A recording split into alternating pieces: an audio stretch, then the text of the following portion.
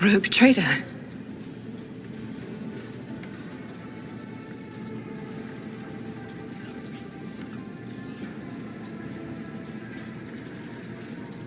I indeed have a request, rogue trader.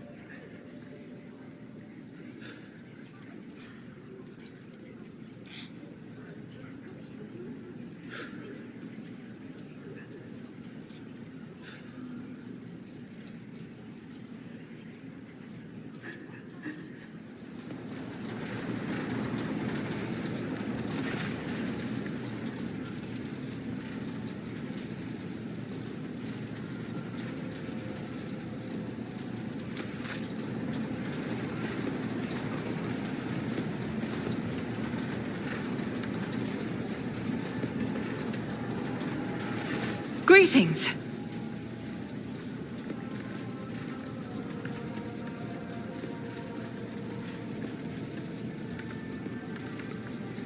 I first came here when I found myself in need of passage from footfall to a remote planet. But I imagine what interests you is not that first journey, but rather what brought me aboard prior to the pirate attack. That story is complicated. It just so happened that I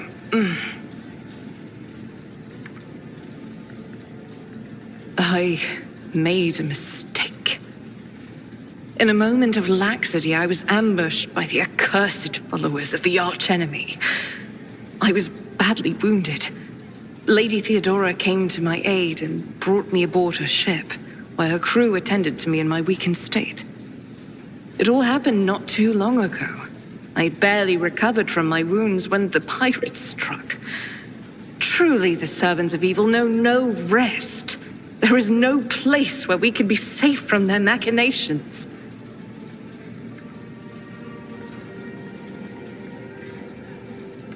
Sadly, they did not. Lady Theodora was in a hurry and chose not to stay on the planet. Her people took me to a ship while I was unconscious, and when I came to my senses, we were already flying away. How I pray to come face to face with those heretics once more, and it's bound to happen someday. It happens even to the best of us. My mistakes are my burden to bear. I'll find a way to atone for them. On one of the recently discovered planets in the expanse, no one suspected that it had already been tainted by the filth of heresy. Had I known it beforehand, of course I would have been on my guard. The path to that planet was lost. All the knowledge is gone, along with the previous navigator. It would take immense effort and resources to rediscover the route. The heir to the Von Valencius protectorate must have plenty of other issues to deal with right now. Perhaps later, when the skies above our heads have cleared.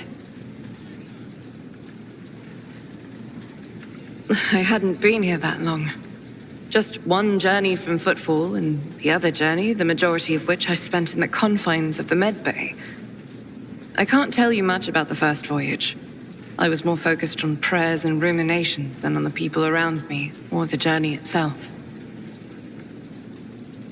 During the last journey, Seneschal Viserion stood out for me.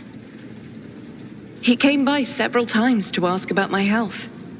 He's an honorable man and a loyal servant of the Imperium.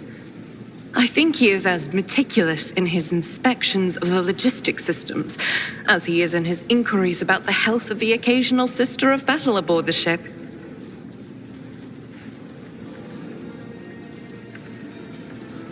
But not all of Theodora's people have earned my trust. You know who I'm talking about. There is no place for Adira Tlas among the God Emperor's faithful. I'm surprised she wasn't in league with the pirates. And I'm equally surprised by how deep heresy and treason run in this place. I'm glad we all made it through that dark hour. May the day that follows be bright. As you wish. This ship was targeted by heretical pirates, which means that my presence here and the assistance I provide to you are my sacred duty. Sooner or later, I will likely have to return to Footfall to protect its reliquary. But for now, I wish to remain a part of the rogue trader's crew.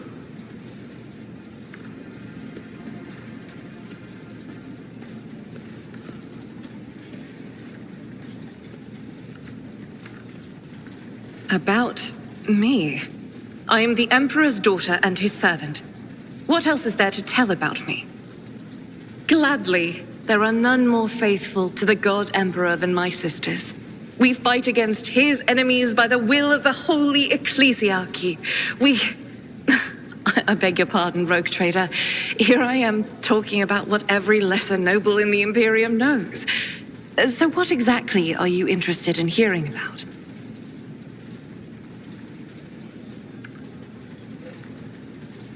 Once I had completed my novitiate, I was sent to the Calixian branch of the Order of Our Martyred Lady, assigned to the Order's Pronatus.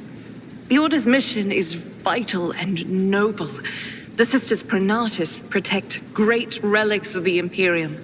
We guard them, preserve them, escort them when they are brought onto the battlefield or presented for pilgrims to venerate.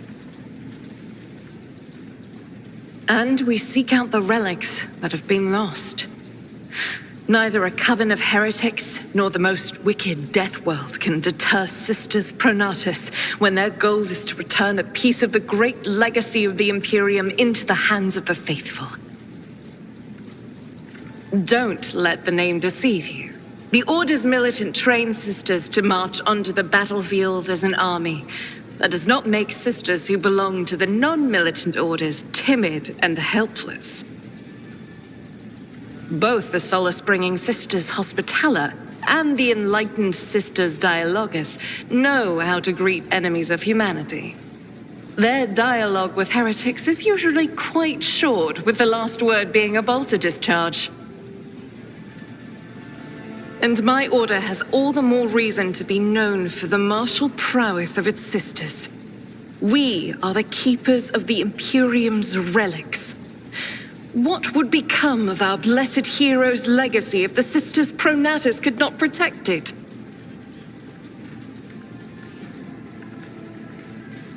The Order sent me to Footfall. My undertaking was to assist the local priesthood of Drusians in caring for a sacred reliquary that had been there since the time of Parson Mr. Wayne, the station's founder. None that I'm aware of, but the Sisterhood's orders are many, and can operate independently of one another, sending their sisters wherever their presence is needed as deemed by the ecclesiarchy. Perhaps somewhere in the Lord Inquisitor's retinue, may his path be blessed, my sisters perform their duty as we speak. I wish it were so. Even a single evening spent in joint prayer and training would bring me joy. It is. The Sisters of Battle are a fire lit by the God Emperor. They are the echo of his voice that travels through the dark expanses of the universe. We bring his wrath to heretics, mutants, and other enemies of humanity. We protect the faithful from the unholy and unhallowed. Sometimes with words, more often than not with a bolter. Even the novices of the Adeptus Sororitas are drawn from among the most worthy. Those who have taken the vows and become a full-fledged sister are the best of the best, tested by trials of body and spirit. Yes, there have been cases when a sister stumbled or showed weakness, but do not expect to hear a story of depravity or downfall from me. Each such occurrence is a great tragedy for us all. Light cannot bear the smallest speck of darkness within. And thus those who have trespassed or shown weakness of spirit are given a chance at redemption. They are called Sisters Repentia, and may the enemy tremble before her, for nothing can stop a sister of battle who yearns to be cleansed of faults and weakness. Wearing nothing but robes, no armor, eviscerator in hand, those sisters who have once faltered find repentance on the battlefield. Their lives are seldom long, but a death in the name of purgation is a better fate than to live with a shadow in one's soul. Should any more arise, keeping them to yourself would be imprudent. It is a virtue to take an interest in holiness. Lord Captain.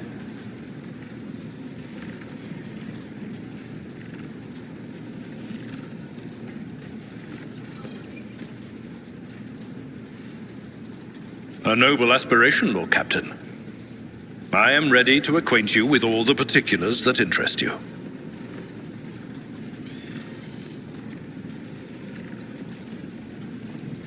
In the first instance, you should treat official representatives of the Imperium with respect. The Expanse may be on the fringes, but it still numbers among the territories of the Golden Throne.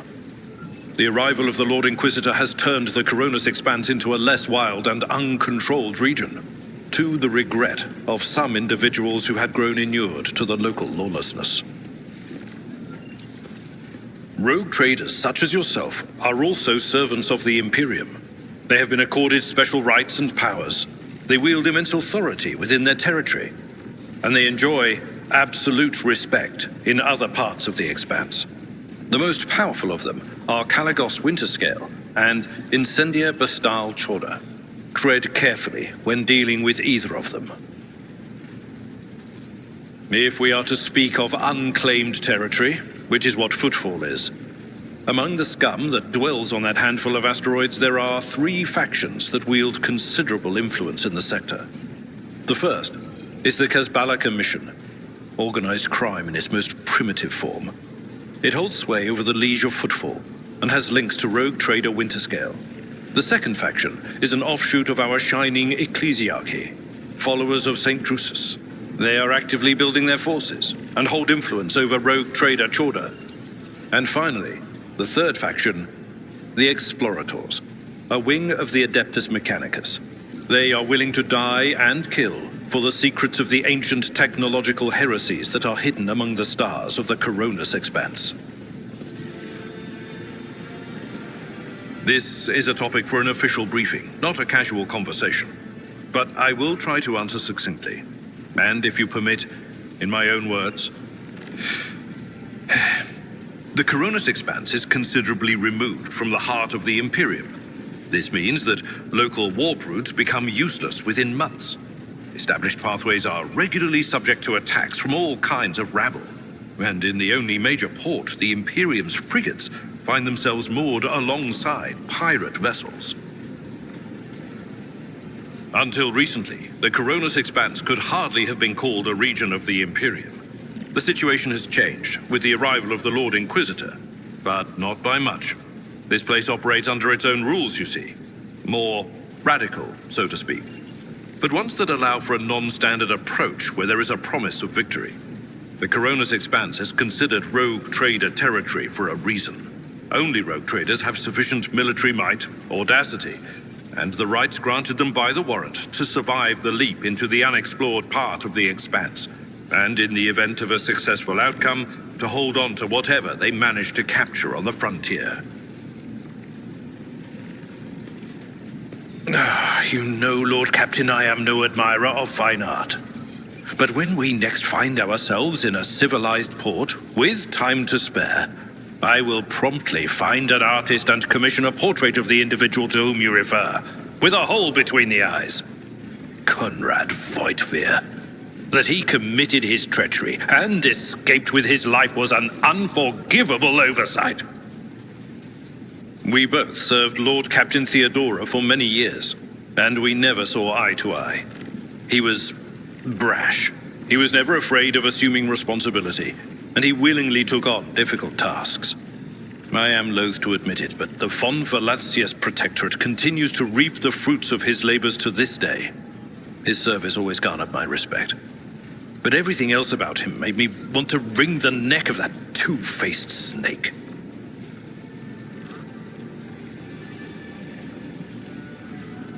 If you are taking comfort in the thought that we will hear no more of Conrad, prepare to be disappointed. You thwarted his plans, his meticulously plotted and nurtured treachery. He is sure to attempt to strike at you, and he will use his contacts and knowledge of the Protectorate to do so. The only question, Lord Captain, is whether you will be able to anticipate his next steps. As you wish, Lord Captain. I thank you for the honor, but I must decline. As a former military officer, I believe in the importance of order in all things, including the chain of command.